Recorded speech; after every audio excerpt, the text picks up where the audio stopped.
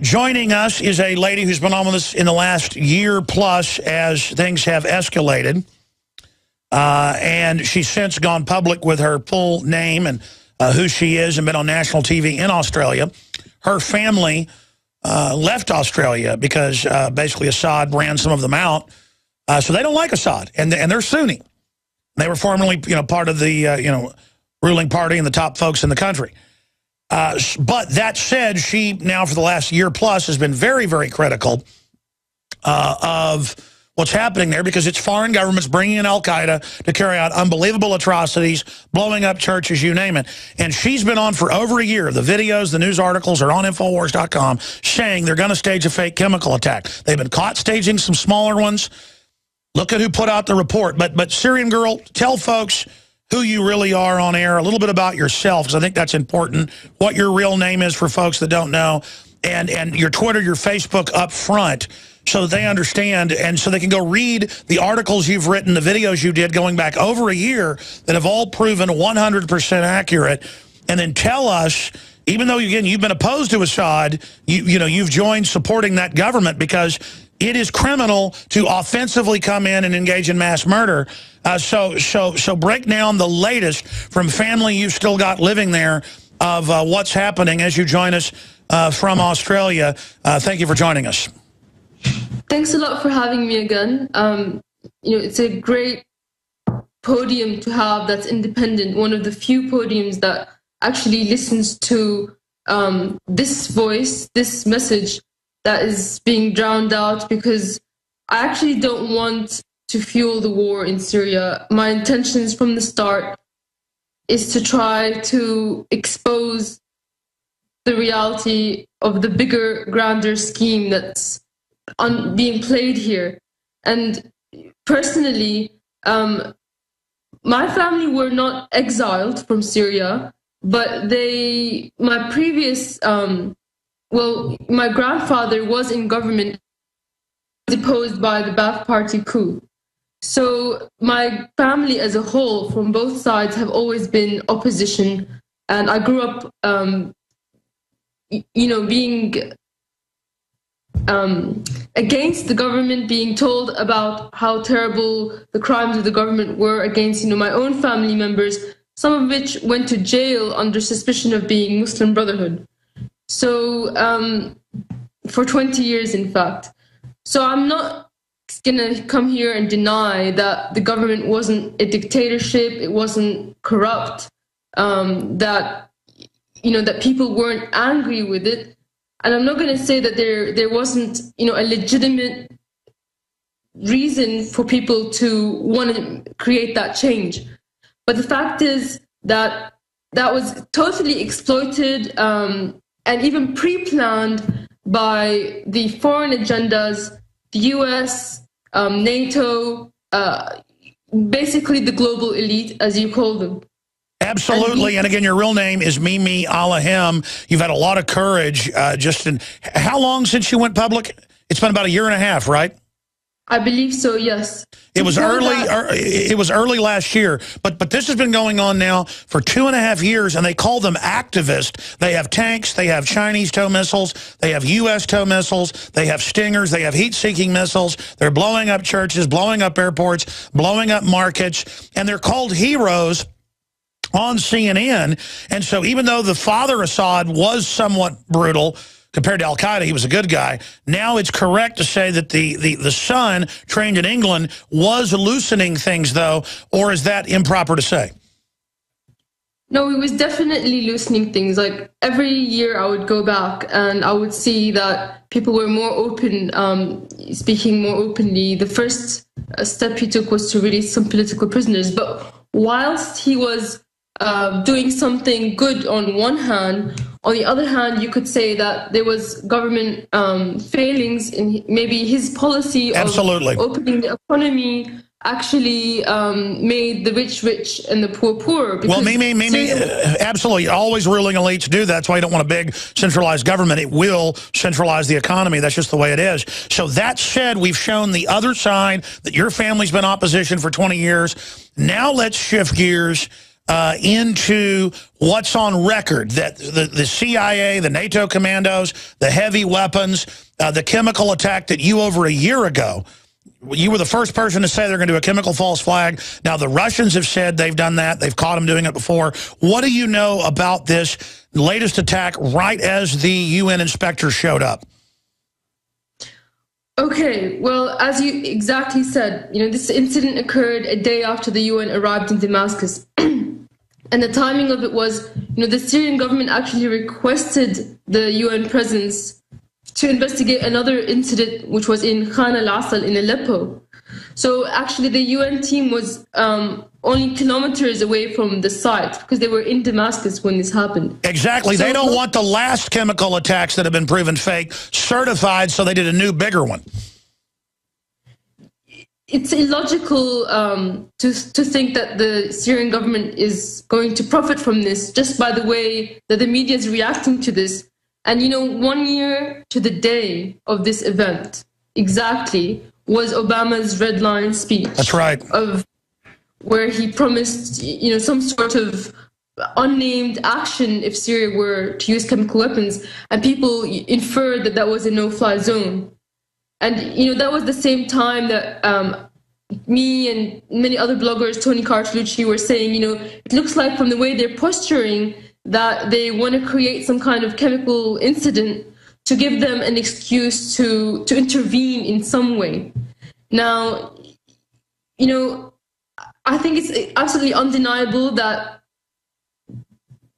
little children died in Damascus 3 days ago, and that the images are shocking. And anyone can see, cannot deny that. And I'm not going to comment on the nature of the gas that was used. I'm going to leave that to experts.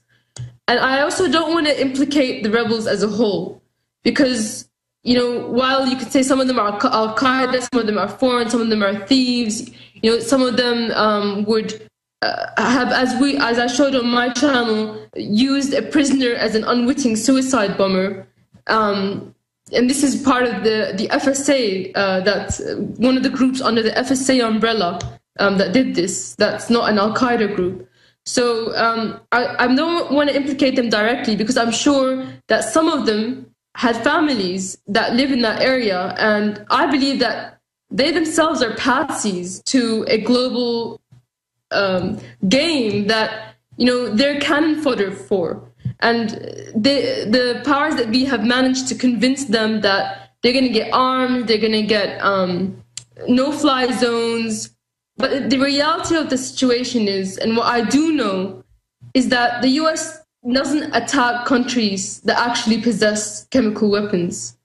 And in order to achieve any kind of attack, they would first have to get rid of a country's chemical weapons. And this is one of the reasons, one of the core causes for this war. Not only that, but of course they want to divide Syria up into mini-states, and they want to crush any rogue state, basically. Yeah, any state not run by Goldman Sachs, basically. So we'll come right back on the other side and break that down. Europe's been conquered by Goldman Sachs. They actually brag about that, and J.P. Morgan, and the big royal families that sit atop it. And it is just unbelievable that this is going on. And right on time, you have this chemical attack right when the inspectors are there. Mimi Alahim, known as Syrian Girl, before her identity was revealed by Australian TV News, is a family basically self-exiled because of political reasons. They don't like Assad. But Assad was moving towards more of what you'd call a democratization and reaching out to the West. And I follow geopolitical developments. So was Gaddafi. He invested most of his money with Goldman Sachs and J.P. Morgan and invited them all in, opened up, apologized.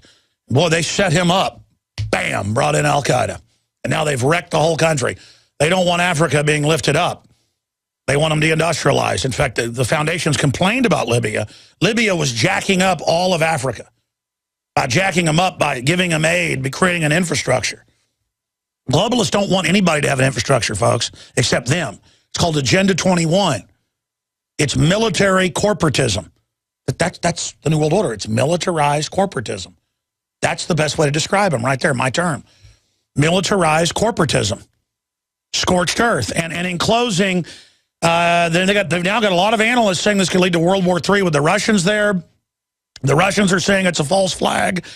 The rebels have been caught 3 other times doing these fake chemical things since the Red Line deal, but this one was bigger. And I'm so sad for all the forces that are there, but we know if the country's turned over to Al-Qaeda, that, I mean, in my summation, what is that, 10 times worse than Assad? 20 times?